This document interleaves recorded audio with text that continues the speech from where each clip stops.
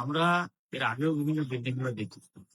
ঢাকা শহরের সবচেয়ে বড় সমস্যা হচ্ছে আশেপাশের জায়গাগুলো হচ্ছে ডিচ, এবং সেই ডিচ হওয়ার কারণে আর যে সমস্ত স্ট্রাকচার গুলো আমরা দেখি, এটাতে কোনো স্ট্রাকচারাল ডিজাইন হচ্ছে কিনা আমাদের সন্দেহ। এইটা নন ইঞ্জিনিয়ারিং কাজ আমাদের বেশিতে মনে হয়। এখন এই বিষয়গুলোতে একটা স্ট্রাকচারের ফাউন্ডেশনটা সব থেকে বেশি মজবুত হতে হয়। কলামটা এর থেকে একটু কম হতে পারে, বিমটা আরেকটু কম হতে পারে, স্ল্যাবটা আরো কম হতে পারে। কিন্তু আমাদের উল্টা, স্ল্যাবের ক্ষেত্রে বেশি নজর দেই, বিমে নজর দেয় আরো একটু কম, কলামের নজর দেয় আরো একটু কম। আর ফাউন্ডেশনের অবস্থা অনেক খারাপ।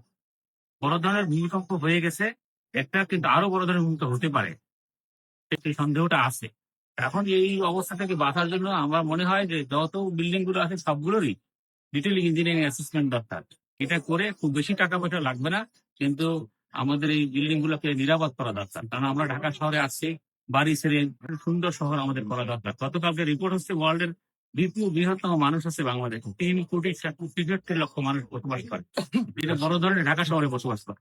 এইটা একটা বড় ধরনের থ্রেট। এই থ্রেট থেকে আমাদের বাঁচতে হবে, এবং আমার সকলকে আমার চেষ্টা করতে হবে। আমি মনে করি সামাজিক উদ্যোগ নেওয়া দরকার, নিয়ে এই সমস্ত ভবনগুলোকে নিরাপদ করা দরকার। আপনার নাম আর পদবিটা বলেন। আমার নাম engineer Ruhul Alam, managing director Build Tex Technologies Limited এবং central council member engineering institution Bangladesh.